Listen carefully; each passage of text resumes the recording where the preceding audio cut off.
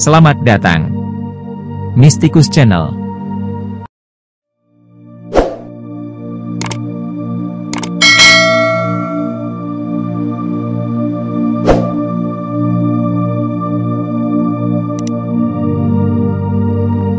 Abu Ishaq Ibrahim Al-Hawwas dari Samara adalah seorang sahabat Al-Junaid. Ia termasyhur karena pengembaraan-pengembaraannya yang lama di padang pasir. Ia meninggal dunia di Rai pada tahun 291 Hijriah, 904 Masehi. Ibrahim Al-Hawwas di padang pasir. Ibrahim Al-Hawwas semasa dengan Junaid dan Nuri, beliau terkenal sebagai pemimpin orang-orang yang berpasrah diri kepada Allah. Sedemikian pasrahnya ia kepada Allah sehingga karena tercium buah apel saja ia mau menempuh perjalanan menempuh padang pasir. Tetapi betapapun uniknya, di dalam kepasrahannya itu, ia tidak pernah lupa membawa jarum, benang, gunting, dan botol. Apabila ditanyakan mengapa ia membawa benda-benda itu, maka jawabnya, benda-benda yang sedikit ini tidak mengurangi kepasrahanku. Berikut ini adalah kisah tentang keanehan-keanehan yang dialaminya di dalam pengembaraan-pengembaraannya itu.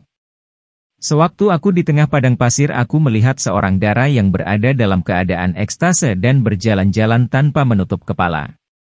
Wahai anak gadis, tutuplah kepalamu, aku berseru kepadanya.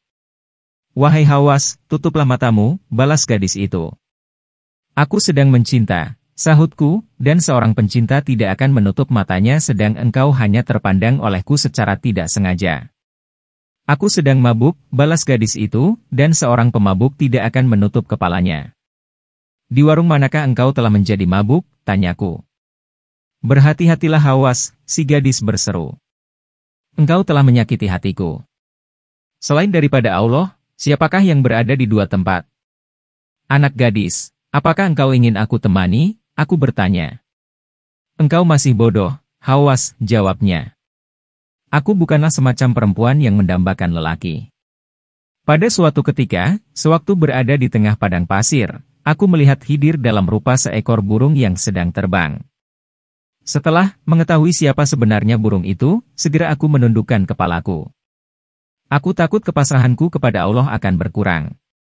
Seketika itu juga Khidir menghampiriku dan berkata, seandainya engkau tadi terus memandangku, niscaya aku tidak akan turun menemuimu. Namun aku mengucapkan salam kepadanya karena aku takut kepasrahanku kepada Allah akan berkurang. Pada suatu hari, di tengah padang pasir, aku sampai ke sebuah pohon di tepi sebuah mata air. Tiba-tiba seekor singa yang bertubuh besar muncul dan menghampiriku. Aku berserah diri kepada Allah. Setelah dekat barulah aku tahu bahwa singa itu berjalan terpincang-pincang. Binatang itu merebahkan dirinya di hadapanku dan mengerang kesakitan. Setelah kuamati ternyata kakinya bengkak dan bernanah. Kuambil sepotong kayu dan kutoreh bengkak di kakinya itu sehingga semua nanah di dalamnya keluar. Kemudian dengan secarik kain, kaki singa itu kubalut. Singa itu bangkit dan pergi meninggalkan tempat itu. Tetapi tidak berapa lama kemudian, singa itu datang lagi bersama anak-anaknya yang masih kecil. Sambil mengibas-ngibaskan ekor, mereka mengelilingiku. Mereka membawa sepotong roti yang kemudian mereka taruh di hadapanku. Pada suatu ketika aku tersesat di padang pasir. Untuk beberapa lama aku berjalan ke satu arah yang tetapi aku tidak menemukan jalan. Berhari-hari lamanya aku kehilangan arah seperti itu sehingga pada akhirnya aku dengar kokok ayam. Aku kegirangan dan berjalan ke arah datangnya suara kokok ayam itu. Tetapi yang kujumpai adalah seseorang yang segera menyerang dan memukul tengkuku. Pukulan itu sangat menyakitkan. Ya Allah, aku berseru, beginikah perlakuan mereka terhadap seseorang yang memasrahkan diri kepadamu? Maka terdengarlah olehku sebuah seruan yang ditujukan kepadaku, selama engkau percaya kepadaku, selama itu pula engkau mulia menurut pandanganku. Tetapi karena engkau telah mempercayai kokok seekor ayam, maka terimalah olehmu pukulan itu sebagai hukumanmu. Badanku masih terasa perih tetapi aku tetap melanjutkan perjalanan. Hawwas, terdengar seruan, pukulan orang-orang itu telah mencederai dirimu, tetapi lihatlah apa yang di hadapanmu itu. Aku mengangkat kepala dan terlihatlah di depanku kepala orang yang memukulku tadi. Aku telah bersumpah akan mengembara di padang pasir tanpa perbekalan, makanan, dan binatang tunggangan. Begitu aku memasuki padang pasir, seorang pemuda mengejarku dan mengucapkan salam. "Assalamualaikum, Syekh," katanya. Aku berhenti dan kujawab salamnya. Kemudian tahulah aku bahwa dia beragama Kristen. "Bolehkah aku berjalan bersamamu?" si pemuda bertanya. "Tempat yang kutuju terlarang untukmu, maka apakah faedahnya bagimu untuk berjalan bersamaku?" jawabku. "Tidak mengapa," jawabnya. "Mungkin sekali dengan berjalan bersamamu akan membawa keberkatan." Setelah seminggu berjalan, pada hari yang ke-8 si pemuda berkata kepadaku, "Wahai petapa budiman dari kaum Hanafiyah, beranikah dirimu untuk meminta sekedar makanan dari Tuhanmu karena aku merasa lapar?" "Ya Tuhanku, aku berdoa, demi Muhammad Shallallahu Alaihi Wasallam, janganlah engkau membuatku malu di depan orang asing ini tetapi turunkanlah sesuatu dengan kegaiban." Sesaat itu juga terlihatlah olehku sebuah nampan yang penuh dengan roti, ikan panggang, kurma dan sekendi air. Maka duduklah kami untuk menyantap hidangan itu. "Wahai rahib, tunjukkanlah kebolehanmu karena aku telah merasa lapar." Sambil bersandar pada tongkatnya, si pemuda berdoa dengan bibir komat kamit. Sesaat itu juga terciptalah 2 buah meja yang masing-masing penuh dengan halwa, ikan, kurma dan sekendi air. Aku terheran-heran. "Makanlah wahai petapa," si pemuda Kristen berkata kepadaku. Aku sangat malu menyantap makanan itu. "Makanlah," si pemuda mendesak, "sesudah itu akan kusampaikan kepadamu beberapa buah kabar gembira. Yang pertama adalah bahwa aku akan melepaskan sabukku ini," katanya. Setelah berkata demikian dilepaskannya sabuk yang sedang dikenakannya. Kemudian dia melanjutkan kata-katanya. "Aku bersaksi, tiada Tuhan selain Allah, dan aku bersaksi bahwa Muhammad adalah Rasul Allah." Kabar gembira yang kedua adalah sesungguhnya doaku tadi adalah, "Ya Allah, demi orang tua yang mulia dalam pandanganmu ini, orang tua penganut agama yang benar ini, berilah aku makanan agar aku tidak mendapat malu di hadapannya." Sesungguhnya hal ini terjadi karena berkat-Mu juga. Suatu hari ketika aku melintasi daerah Syria terlihatlah olehku pohon-pohon delima. Aku mengekang hasratku dan tak sebuah pun dari delima-delima itu yang aku makan karena semuanya asam, sedang yang kuinginkan adalah yang rasanya manis. Tidak berapa lama kemudian ketika memasuki lembah aku menemukan orang yang terbaring, lemah dan tak berdaya. Ulat-ulat telah merayapi tubuhnya, tabuhan berdesingan di sekelilingnya dan kadang-kadang menyengatnya. Melihat keadaan yang menyedihkan itu, timbullah rasa kasihanku. Setelah menghampirinya aku bertanya kepadanya, "Bolehkah aku mendoakanmu agar engkau terlepas dari penderitaan ini?" "Tidak," jawab orang itu. "Mengapa?" aku bertanya. "Karena kesembuhan adalah kehendakku dan penderitaan ini adalah kehendaknya. Setidak-tidaknya izinkanlah aku mengusir tabuhan-tabuhan itu," bujukku. "Hawas," ia menjawab, "usirlah hasratmu terhadap buah-buah delima yang rasanya manis itu. Apakah perlunya engkau mengganggu diriku?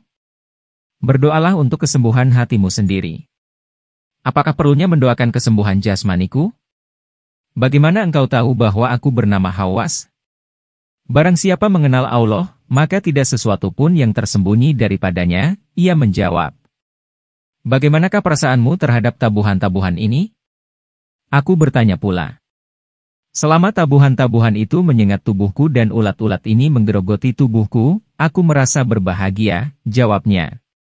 "Pernah ku dengar bahwa di Bizantium ada seorang rahib yang telah 70 tahun lamanya berdiam di sebuah biara dalam keadaan membujang. Sungguh mengagumkan," aku berseru. 40 tahun adalah kualifikasi untuk menjadi seorang rahib. Maka berangkatlah aku untuk mengunjungi si rahib. Ketika aku telah dekat ke biara itu, si rahib membuka sebuah pintu kecil. Begitu melihat kedatanganku ia berseru, "Ibrahim, mengapakah engkau kemari? Aku tidak berada di sini sebagai petapa yang membujang seumur hidup. Aku mempunyai seekor anjing yang suka menggigit orang. Kini aku sedang mengawasi anjingku itu dan mencegahnya apabila hendak menyerang manusia. Jadi aku ini bukanlah seperti yang engkau persangkakan." Mendengar jawaban itu aku pun berseru, "Ya Allah, sesungguhnya engkau dapat membimbing hambamu apabila ia tersesat." "Ibrahim," rahib itu menegurku. "Sampai kapankah engkau hendak mencari-cari manusia? Carilah dirimu sendiri dan setelah engkau temukan, berjaga-jagalah karena setiap hari hasrat yang menyimpang mengenakan 360 pakaian kemuliaan ilahi untuk menyesatkan manusia. Perjumpaan dengan seorang pendeta Nasrani.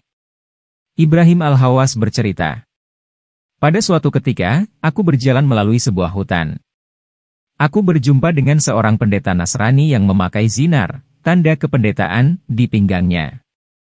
Ia menyatakan ingin menyertaiku dalam perjalanan itu.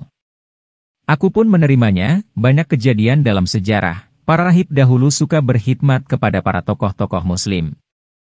Setelah berjalan selama 7 hari tanpa makan dan minum, biarawan itu berkata, "Wahai Muhammad, perlihatkanlah kepadaku tanda-tanda karomahmu dari Tuhanmu.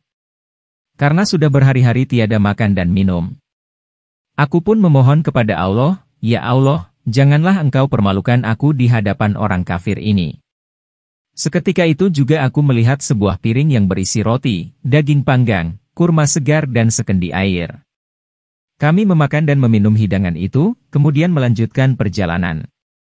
Setelah berjalan 7 hari, cepat-cepat aku berkata kepada pendeta itu sebelum ia memintaku lagi, "Wahai rahib, kini giliranmu untuk meminta." Ia pun berdiri, bersandar di tongkatnya dan mulai memohon. Tiba-tiba 2 buah piring muncul berisi makanan 2 kali lipat banyaknya dari piring yang pernah kumohon. Aku merasa malu, wajahku berubah pucat dan bingung, sehingga aku menolak untuk menerima makanan itu. Pendeta itu terus mendesakku untuk memakannya, namun dengan meminta maaf aku menolaknya. Ia berkata, "Terimalah makanan ini, aku akan memberimu 2 kabar baik. Pertama bahwa aku telah menerima agamamu, aku bersaksi bahwa tiada yang patut disembah selain Allah. Dan aku bersaksi bahwa Muhammad adalah Rasul-Nya." Sambil mengucapkan demikian, ia memutuskan tali zinarnya dan melemparkannya jauh-jauh. Kedua, aku telah memohon kepada Allah untuk makanan kita dengan berkata, "Ya Allah, jika pengikut Muhammad ini memiliki ketinggian di sisimu, maka anugerahilah kami makanan. Jadi karena derajatmu di sisinya, kita dianugerahi makanan ini." Oleh sebab itulah, aku pun memeluk Islam. Setelah peristiwa itu, kami makan minum lalu melanjutkan perjalanan. Kami tiba di Mekah Al-Mukarramah dan melaksanakan ibadah haji.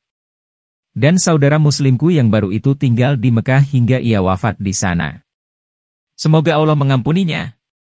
Di dalam kitab-kitab sejarah, banyak sekali tertulis kisah-kisah tentang orang-orang kafir yang masuk Islam.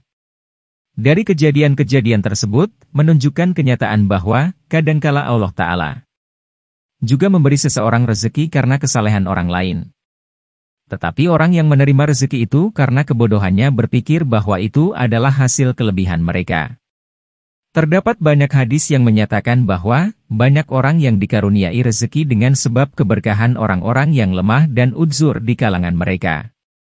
Dari peristiwa itu pun menjelaskan bahwa kadangkala orang kafir dilimpahi keistimewaan karena keberkahan seorang muslim.